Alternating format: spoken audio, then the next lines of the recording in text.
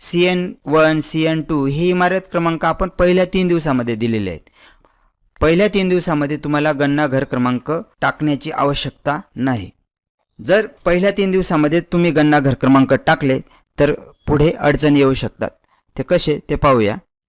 ज्यावेळेस आपण 3 दिवसानंतर पहिल्या घरी जाऊ त्या ठिकाणी आपला इमारत क्रमांक टाकलेला आहे, त्यानंतर मोबाईल ॲपमध्ये माहिती भरायला सुरुवात केली की ओळ क्रमांक, त्यानंतर इमारत क्रमांक टाकू आपण, मॅन्युअली टाकायचा आहे तो, 1 नंबर टाकला की त्यानंतर गणना घर क्रमांक नवीन म्हटला की आपोआप आपल्या डिस्प्लेवर मोबाईलमध्ये गणना घर क्रमांक 0001 असा 4 अंकी येणार आहे।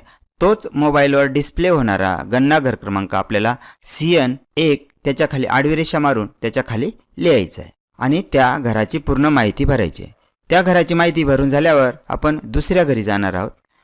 त्यानंतर मोबाईल